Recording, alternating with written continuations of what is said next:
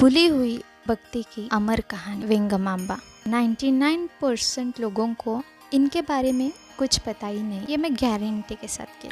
तो चलिए आज हम एक नई कहानी सुनते हैं। मीराबाई का नाम हर कोई जानता है, लेकिन क्या आपने कभी वेंगमांबा का नाम सुना है? एक ऐसी भक्त जो समाज से नहीं सीधे भगवान से जुड़ी थी। आज हम जानेंगे उस भक्ति की कहानी जिसे भगवान ने खुद अपनाया। वेंगमांबा का जन्म 1730 में आंध्र प्रदेश के चित्तूर जिले में हुआ।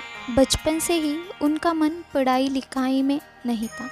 भगवान वेंकटेश्वर की भक्ति में खूब मन लगता। वो मंदिर जाती थी, दीप जलाती थी और घंटों तक भजन गाती थी। एक दिन उन्होंने माँ से पूछा, अम्मा क्या भगवान मुझे सच में सुनते हैं?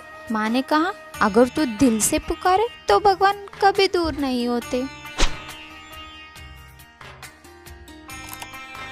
छोटी उम्र में उनका विवाह हुआ, लेकिन कुछ ही सालों में उनका पति का निधन हो गया। समाज ने उन्हें विधवा कहकर त्याग दिया, मांग भरने से रोक दिया, मंदिर में जाने नहीं दिया। पर वेंगमांबा ने हार नहीं मानी। जब पूरी दुनिया मुझे छोड़ दे तब मेरे भगवान ही मेरे संसार।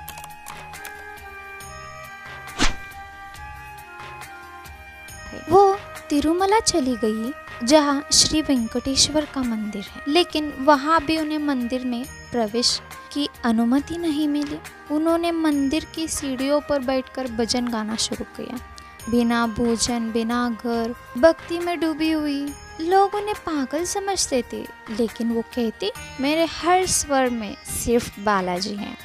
वेंगमांबा जब तिरुमला आई तो उन्होंने वेंकटेश्वरा की हर रोज आरती उतारती रात के समय। लेकिन यह देख कई पंडित को गुस्सा आया कि एक विधवा और श्री बालाजी का आरती उतार रही है, यह हम कभी सहन नहीं रहे। और उन्होंने वेंगमांबा को वहां से बाहर निकाल दिया और कहा कि आज से कभी भी तुम श्री बालाजी की आरती नहीं उतारोगे और यहाँ पे नहीं आओगी। मैं एक विधवा हूँ। तो वेंगमांबा क्या करती बेचारी, अपने कुटीरे में जाके बैठती रोती रही। उन्होंने कहा, भगवान आपको मुझसे नहीं मिलना क्या? आप मुझे यही से ऐसे ही देखते रहोगी कि मैं रोती रहूँ, आप देखते रहे? तो वेंगमांबा बेचारी रोती रही, वहीं से ही बालाजी के दर्शन करती रही।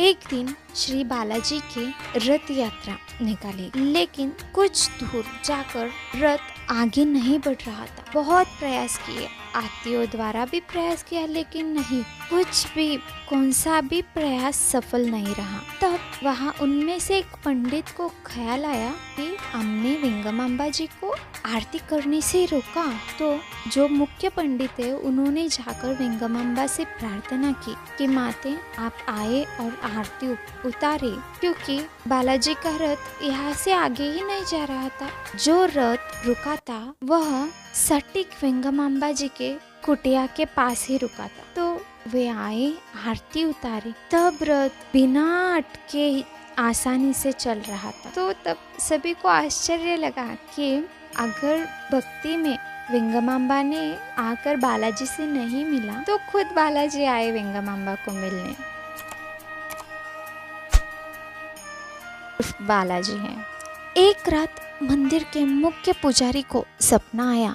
भगवान ने कहा, वेंगमांबा मेरी सबसे प्रिय भक्त है, उसे मंदिर से दूर मत रखो। अगली सुबह पुजारी ने उन्हें सम्मान के साथ बुलाया और यही शुरू हुई वेंगमांबा की आरती की कहानी। वेंगमांबा ने आरती की जो रचना की वो आज भी एकांत सेवा में भगवान वेंकटेश्वर को समर्पित होती है। रात को जब मंदिर के पट बंद होते हैं तो आखिरी भक्ति का स्वर होते हैं वेंगमांबा की आरती। और सबसे सुंदर बात, आज भी उनके वंशज वेंगमांबा के परिवार के जो लोग हैं आज हर रात वही आरती गाते हैं। पीढ़ियां बदल गई पर भक्ति की वो परंपरा आज भी जिंदा है। उस आरती का नाम है मुत्याला आरती, जो तेलुगु में रचित है। वेंगमांबा एक कवित्री थी। उन्होंने श्री कृष्ण लीला, रामायण और बालाजी पर 1000 से भी अधिक पद लिखे हैं। उन्होंने एक जलाशय भी बनवाया जिसे आज वेंगमांबा टैंक कहा जाता है। उनका जीवन सेवा, त्याग और भक्ति का जीवंत प्रतीक बन गए। उन्होंने समाज से कुछ नहीं मांगा, सिर्फ भगवान से प्रेम किया। बदले में भगवान ने उन्हें सिर्फ और सिर्फ अमरता। वेंगमांबा का नाम इतिहास की किताबों में भले ही न हो, लेकिन हर रात तिरुमला मंदिर की आरती में उनकी भक्ति आज भी गूंजती है। अगर ये कहानी आपके दिल को छू गई तो इसे शेयर करें और कहे जय वेंगमांबा। Thank you.